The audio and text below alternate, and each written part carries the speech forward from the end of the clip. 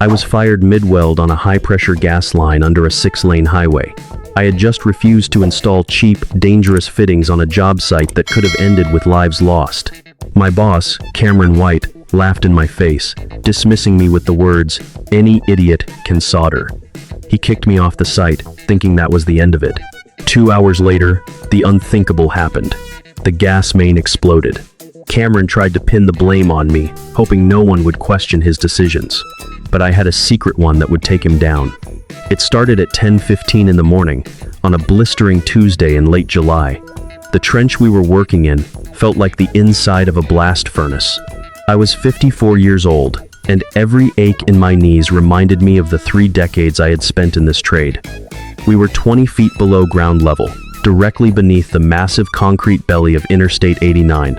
6 lanes of heavy commuter traffic roared endlessly overhead, and every time an 1.8-wheeler rumbled by, fine dust drifted down from the ceiling, coating my sweat-soaked shirt.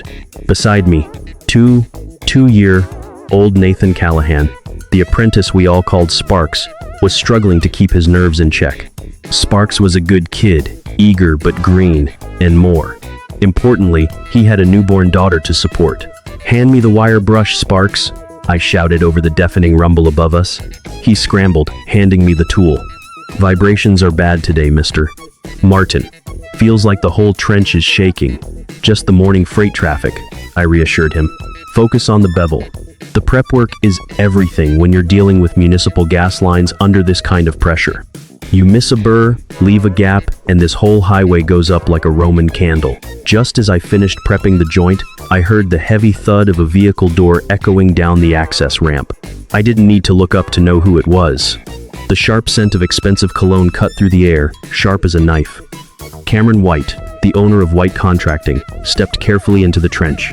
He was dressed in a custom-tailored linen shirt and a luxury diving watch that probably cost more than my entire truck. He inherited the company from his father, a hard-working man who built the business from nothing. But Cameron? He saw the business as a massive spreadsheet, with safety protocols, nothing more than annoying obstacles to his bottom line. Behind him was Adam Vanderwall, the veteran foreman. We called him Dutch.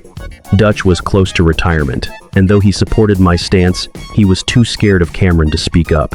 I caught his eye, but he just looked away, his face grim. Cameron was impatient as ever. "Why aren't we burning rod yet? The city inspector is coming at noon, and I want this section closed and backfilled by 3. "We're still waiting on the flange fittings," I explained. "The parts you ordered from the supplier don't meet the pressure rating. We need the right material." "I canceled that order yesterday," Cameron snapped. "Those parts are overpriced. I had another vendor drop off a crate of fittings this morning. Get them down here and get it done." A cold knot formed in my stomach. Changing a municipal supply order without consulting the lead welder on a high-risk job site? That's a disaster waiting to happen. "What vendor?" I asked, trying to keep my voice steady. "And what kind of metal are these fittings made of?" "Don't worry about the administrative side," Cameron sneered. "Just melt the metal and attach the pipes. I'm losing thousands every hour keeping this lane closure active." I didn't argue. I had seen enough of his arrogance to know what was coming next. I turned away, preparing for the worst. At 11:30, Sparks and I wrestled the heavy wooden crate of fittings down the ramp using a mechanized hand truck. The box was different. It lacked the standard industrial spec labels I was used to seeing. No certification stamps. No pressure rating tags. Just a generic shipping barcode. I popped the heavy clasps with a pry bar, and inside, there, they were flanges and fittings that made my blood run cold. I pulled one out, and immediately felt a sickening weightlessness. "This isn't right," I muttered to myself. I pulled out a flashlight and inspected it closely. The threading was wrong, the color off. This was cheap cast alloy, not forged steel. The fittings were brittle and designed for low-pressure water lines, not a high-pressure gas main. "Sparks," I said, my voice tight, "go get Dutch now." Sparks saw the look on my face and ran off. A few minutes later, Dutch hurried down the ramp, closely followed by Cameron, who looked irritated at being interrupted from his phone call in the truck. "What's the delay now, Martin?" Cameron barked. I held up the fitting. "These are cast alloy parts. They're not rated for the pressure this gas main will have. They'll shatter under the stress, and when they do, this whole highway goes up in flames. Cameron scoffed and rolled his eyes. You're overreacting. Those fittings are fine. They cost me 40% less than your steel recommendation. They'll do the job. They're not rated for municipal gas, I shouted. This is a 6-lane highway overhead. If those fittings crack, the gas will pour into this trench and ignite. It'll take out the entire overpass. Cameron stepped forward, practically in my face. You listen to me, old man, he spat. Inspector Greg Harmon is a personal friend of mine. He'll sign off on whatever I tell him to. Your job isn't to play engineer. Your job is to weld. Dutch cleared his throat nervously. Maybe Anthony's right. We could rush order the steel from the secondary yard. It might delay us a day, but shut up, Dutch. Cameron snapped. You're going to take those fittings, weld them on, and get this done. Or I'll find someone who will. I looked at the cheap metal in my hand, my stomach churning. Thousands of people were driving above us right now, oblivious to the ticking time bomb directly beneath their tires. Cameron's greed was about to cost lives. Any idiot can solder, Cameron mocked, his words still ringing in my ears, but I knew better. A master welder knows when to refuse an illegal order, I said quietly, stepping back. I'm not touching these parts. Send them back, Cameron. Cameron's face went red with rage. You have 2 minutes to strike an arc, Martin, or you're done. The trench went completely silent. The air was thick with tension, but my mind was clear. I looked at Sparks, his eyes wide with fear, and then at Dutch, who was visibly shaking with indecision. Cameron tapped his watch, staring at me expectantly. 2 minutes. I didn't answer. I turned my back, picked up my welding hood, and slipped it over my head. I grabbed my stinger and stepped up to the pipe, my thoughts focused entirely on the work at hand. Cameron had no idea what was about to happen. I reached into my toolbox and pulled out a thick steel blanking plate, a piece of material meant to safely seal off dead pipes. It was impenetrable, exactly what this job needed. I positioned it over the end of the gas main, flipped my hood down, and struck the arc. A blinding flash of light lit up the trench, the sound of molten steel crackling in the air. I began to weld the steel plate into place, sealing the pipe shut completely, rendering it impossible to install Cameron's dangerous fittings. But then I felt a violent yank on my shoulder. Cameron had stepped into the trench, grabbed my jacket, and pulled me back. "What are you doing?" he screamed, his face purple with rage. "I'm securing the main," I said calmly, setting my stinger down in the dirt. "Because there's no way in hell I'm installing those junk parts." Cameron was shaking with fury. "You're out of line, Martin. I'm the owner of this company, and I'm the one whose name is on the welding log.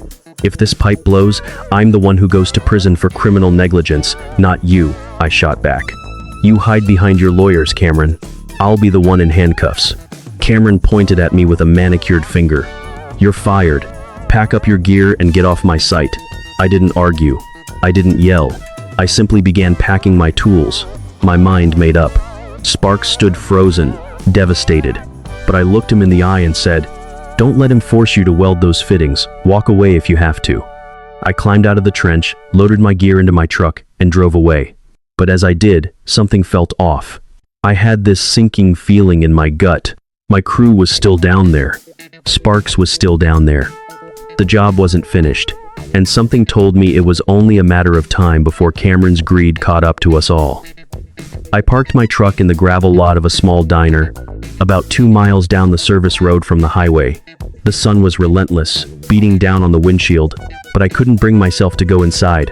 I just sat there, staring at the clock. Cameron had ordered that section of the gas main to be closed, inspected, and backfilled by 3 p.m. It was nearing that time now.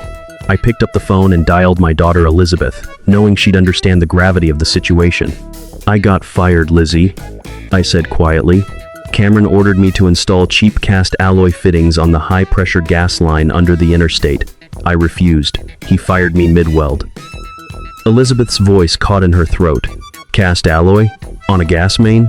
Dad, that's illegal. That's criminal negligence. Did the city inspector sign off on it?" "Inspector Harmon is in Cameron's pocket. He rubber stamps whatever Cameron tells him to. Lizzie, if they turn the pressure back on with those fittings in place, the whole highway is going to blow. Okay, listen to me, she said, her professional instincts taking over. Document everything.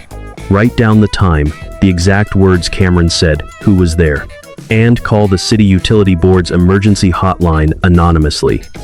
I did what she said. I called them, but they told me they'd get back to me in 3 to 5 business days. I knew that was too late. My gut told me it would all blow up before then. Literally, I sat in my truck, waiting. At exactly 3 p.m., the ground beneath me shook. It wasn't just a sound. It was a feeling. A deep, violent rumble that vibrated through the soles of my boots. Then came the sound. A deafening boom that hit my chest like a punch. I looked up. A massive plume of black smoke erupted into the sky, and my heart sank. The fittings had shattered. The gas had ignited, and the entire overpass was gone. Emergency sirens wailed in the distance, growing louder by the second. I grabbed my phone, desperate to reach Sparks. When he answered, his voice was shaken, weak. The ground just blew up, Mr. Martin. The whole trench. If I hadn't left when you told me to. He choked back a sob. You're safe, Sparks, I said firmly. That's all that matters. The realization settled over me. Cameron's greed hadn't just cost him the job, it had cost lives, and it had caused millions of dollars in damage. The blast was his fault. I knew it. Now, I had to figure out how to make sure he paid for it. The chaos unfolded in front of me as the emergency response teams flooded the site. Helicopters circled overhead, and I could hear the sirens growing louder by the second.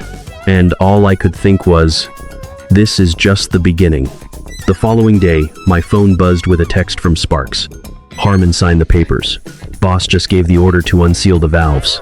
I felt sick. I'm sitting in my car. I'm scared, Mr. Martin. I responded instantly. Drive away now. Do not look back. I knew the worst was coming. And by the time the clock hit 3 p.m., I had a gut feeling about the unfolding disaster. I watched the rising plume of smoke from the diner's parking lot. The entire scene engulfed in a black cloud that seemed to blot out the sun. It wasn't just a breakdown of systems or a failure of equipment, it was a catastrophe in the making. I felt that gnawing dread in my stomach. By 3:12 p.m., the world as I knew it, completely shattered. A deep reverberating rumble shook the earth beneath me, and I watched as the thick black smoke filled the sky, followed by a violent flash of orange flame licking the base of the plume. A few seconds later, the sirens started a haunting, never-ending chorus of emergency vehicles. I froze, unable to move. The magnitude of the explosion sent shockwaves that could be felt even here. That was when the inevitable realization hit. The explosion, the destruction, and the lives lost, all of it, was on Cameron White. I grabbed my phone, dialing Sparks once more. "Pick up, kid," I muttered, pacing. Finally, his trembling voice came through the speaker. "Mr. Martin, the whole trench. I saw the flames in my rearview mirror. I'm not down there anymore. I left, just like you told me. You're safe. That's what matters. Now go home to your family. Don't talk to anyone. Don't talk to Cameron." But the worst was far from over. I spent the next few hours in a daze, listening to the emergency news broadcasts, reporting on the massive explosion under Interstate 89. The words were a blur, but the meaning was crystal clear. Cameron's negligence had not only put thousands of lives at risk, but had triggered an irreversible chain of events that was now consuming everything in its path. I couldn't just sit idly by, not anymore.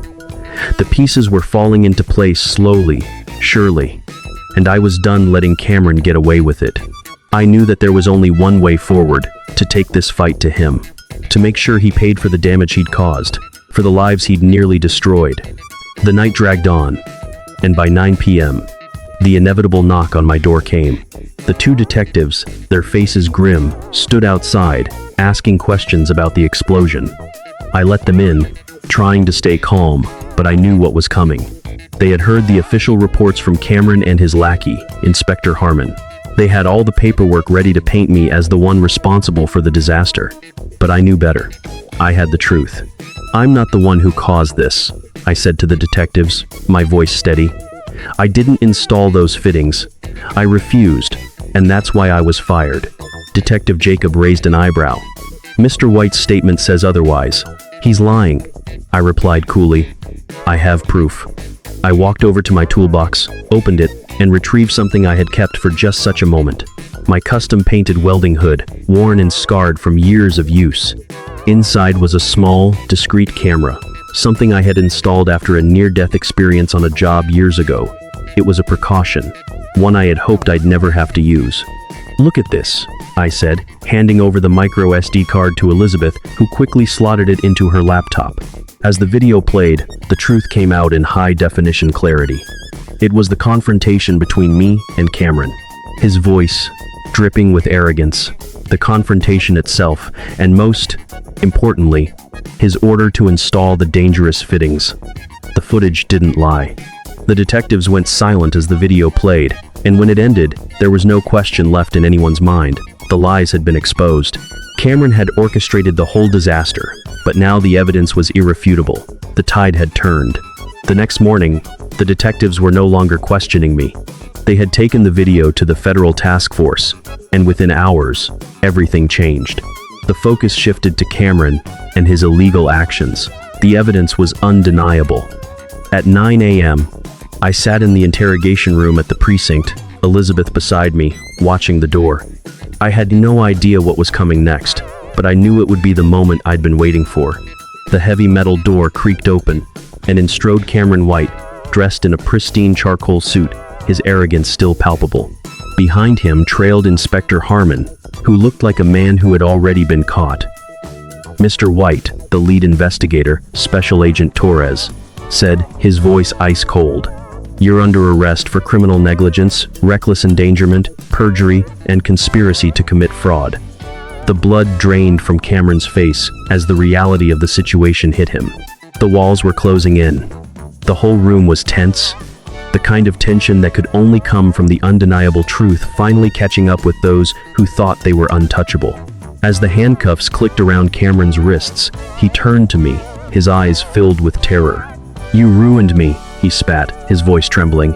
"You ruined my life." I leaned forward, my voice steady and cold. "No, Cameron, you built the bomb. I just melted the metal." By noon the following day, the news broke. Every major network picked up the story. Cameron White's multi-million-dollar empire was crumbling, and it was all thanks to his reckless disregard for safety. The leaked footage of the explosive confrontation between us spread like wildfire, and public outrage ignited faster than the flames that tore through the highway. Cameron's actions weren't just negligent, they were criminal. Thousands of people had been at risk, their lives hanging in the balance because of his desperate need to save a few dollars. His arrogance had set the stage for a disaster, but now the world could see the truth. He thought he could hide behind his wealth and connections, but he hadn't accounted for the weight of justice. By 2 p.m., I watched as news reports flooded in. The federal charges were stacking up against him, and the city was moving to press civil lawsuits. The highway needed rebuilding. The businesses affected by the shutdown demanded compensation. And, perhaps most telling of all, the insurance companies were pulling out. Cameron's liability coverage was nullified, leaving him fully exposed. The end for White Contracting was swift. By 3 p.m., the bankruptcy filings were coming in. The company's assets were being liquidated. Cameron had once been untouchable, the son of a man who built a thriving business from the ground up. Now, all that remained of that empire were empty offices and auctioned machinery. But I didn't feel satisfaction, not yet. No, it wasn't over. I had been to the edge, and I knew Cameron wouldn't go down without a fight. He was a survivor, just not in the way he thought. It was late afternoon when I found myself in the back of a crowded auction hall. Dutch, Sparks, and I were standing together, silently watching as the auctioneer sold off the last remnants of White Contracting. The machinery, the fleet of trucks, the specialized equipment, all of it was being snapped up by bidders who saw an opportunity, while Cameron's pride crumbled in front of him. Dutch looked at me, shaking his head as we watched the assets disappear. "It's hard to watch, Anthony," he said, his voice tinged with sadness. 30 years of work, gone in the blink of an eye. I nodded, taking a sip of coffee. Arrogance is a terrible foundation to build an empire on. It always crumbles eventually. Sparks shifted nervously. "What about us, Mr. Martin? What happens to us now?" I reached into my jacket pocket and pulled out a thick envelope, passing it to Dutch. You don't have to worry about finding a job, Sparks, I said, watching Dutch open it carefully. His eyes widened as he pulled out the paperwork. What's this? He asked, clearly confused. That's the deed to the primary equipment yard, the title to the welding rigs, and the corporate charter for Martin Contracting, I explained, my voice calm. I bought the core assets at a private pre-auction sale. The investors need a master welder with a spotless record, and they're willing to back us up. Sparks's jaw dropped, and Dutch stared at the documents in disbelief. You bought the company? No, I corrected him gently. I bought the tools. The company was built by the men in the trenches, not by some arrogant CEO trying to cut corners. And I need a foreman I can trust, and an apprentice who's willing to learn the right way. Dutch blinked back tears, holding the paperwork in his hands. I'm in, he said, his voice thick. Tell me when we start. We start Monday, I replied. And the very first thing we're doing is ordering pure, forged steel. The following Monday, the air was crisp, with the distinct chill of approaching autumn. I stood at the edge of a freshly dug trench, the sound of a diesel generator humming nearby. The worksite was quiet, but it felt right. Everything was organized, everything was in its place.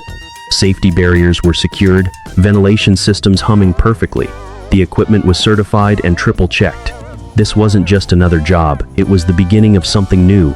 Sparks, now fully invested in the work, was down in the trench, meticulously brushing the bevel of a heavy steel joint. His focus was unwavering, and for the first time, I saw the pride in his eyes that had been missing before. How does it look, Sparks? I called out over the noise. Clean as a whistle, he replied, grinning, and ready for the route pass whenever you are. Good work, I said, nodding as I picked up my welding hood and insulated stinger. I climbed down into the trench, the weight of the world falling away as I stepped into my element. The intense heat from the welding process, the sharp smell of ozone, the sound of steel being melted, this was where I belonged. I positioned myself next to the massive pipe, inspecting the forged steel flange we were about to install. It was thick, impenetrable, exactly what the job required. Ready, Sparks? I asked calmly. Sparks looked up, wiping a smear of dirt from his forehead. Clean as a whistle. Good work, I nodded, grabbing my custom-painted welding hood and the heavy insulated stinger. I climbed carefully down the dirt ramp into the trench. The environment was intense, dangerous, and loud, but it felt entirely right. I positioned myself next to the massive joint, examining the heavy forged steel flange we were about to install. It was thick, heavy, and completely impenetrable. It was built to last a century. All right, Sparks, I said calmly, flipping my heavy hood down over my face. The world went dark, isolating me in a familiar, focused silence. Watch the angle of the rod. When you build something important, you build it to last. And you never compromise on the foundation. I struck the arc. A brilliant, blinding blue-white light illuminated the dusty trench. The fierce crackle of electricity melting heavy steel filled the air. I began to lay a perfect, deeply penetrating root pass, the intense heat radiating against my gloves, and I felt a profound sense of peace. Cameron White was sitting in a federal penitentiary cell, serving a 10-year sentence for criminal negligence and fraud. His father's legacy was gone, destroyed by his son's reckless decisions. The empire Cameron had inherited had been torn apart in one afternoon. And I, Anthony Martin, had done exactly what I swore I would. I had refused to compromise, even when the cost was steep.